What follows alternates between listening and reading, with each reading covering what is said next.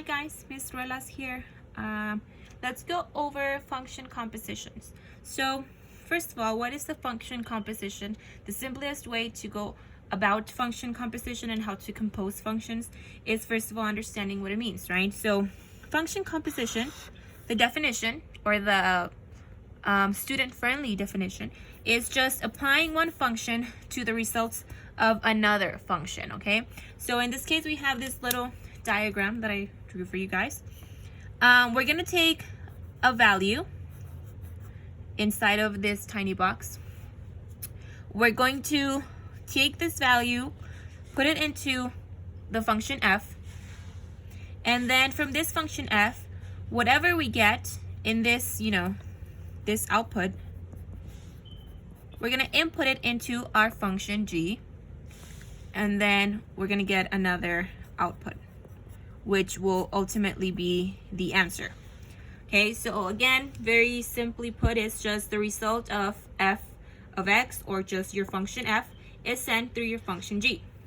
Compositions are written as g composed of f of x, or g and then in parentheses f of x. So as you can tell, f of x is inside g of x, right? So again, if we look at the definition, we can apply a little easier way to remember function compositions, which I call it the big fish, little fish. I guess you can call it a method.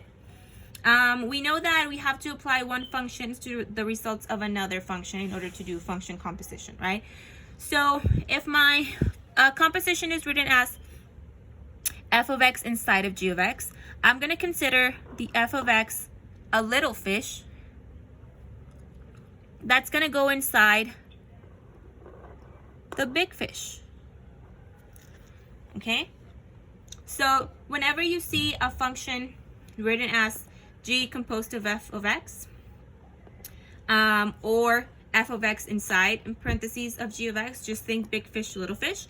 And in this case, the second function goes inside the first function, okay? So f of x is going to go inside g of x, and then again, like I said, just think f of x as your little fish and g of x as your big fish.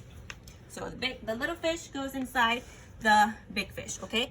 Now let's just go over a few examples. Let me fix my paper here. We're going to use the functions f of x and g of x. We're going to use these two functions to complete all these problems, these 4 problems that I have in this paper, okay? Now, how are we going to do that? Well, first of all, we need to be able to identify what the problem is asking for us to solve. So for this first one, it's asking us to find f composed of g of x, right? How am I going to find that? Well, first let's find our big fish and our little fish. If we go back to our note, g composed of f, f is a little fish and g is a big fish. So f goes inside g. Now for this example, it's going to be the other way, where g is going to be the little fish, right? And f is the big fish. So g goes inside of g of x goes inside f of x. So how do we solve this one more time? You first take your big fish. In this case, it's going to be f of x, right? So you take f of x, which is 5x plus 1, and you're going to put your little fish where you see the x. That's where your little fish is going to go. So now this becomes 5, and then instead of an x, I'm going to put parentheses. Little fish, 3x minus 2 plus 1. And then you just solve, like normal, just do your algebraic math. So first you should start by distributing, getting rid of those parentheses. 5 times 3x, that's 15x. 5 times negative 2, that's negative 10. And then you have the plus 1. And then once again, this simplifies to 15x. Negative 10 plus 1, that's negative 9. And this is your answer. So now you know that f composed with g of x is equal to 15x minus 9. Okay, now let's go over this second one here. Now we need to find g composed of f of x.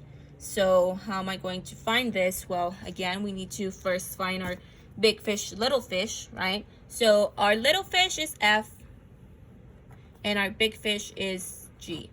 So I know that f has to go inside of g. Remember, we start with our big fish. So our big fish is g of x equals 3x minus 2. And inside this, instead of this x, I'm going to substitute that with my little fish. So now this is equal to 3.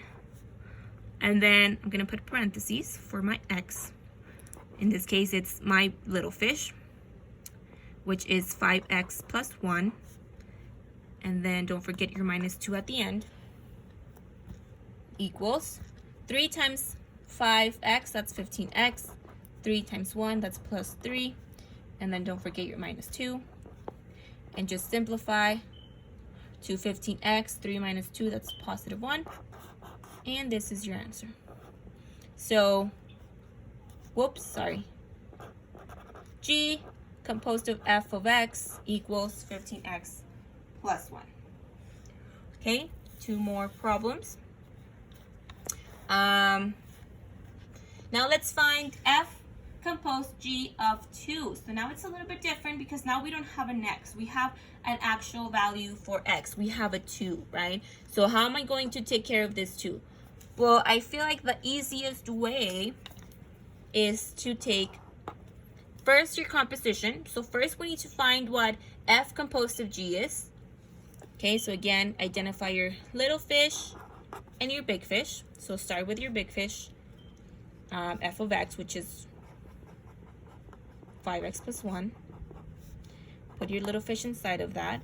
And if you notice, we already did that problem up here, right? This is pretty much the same as we did here. Plug in the g of x. So we have 5 parentheses 3x minus 2 plus 1. And then this simplifies to 15x minus 9.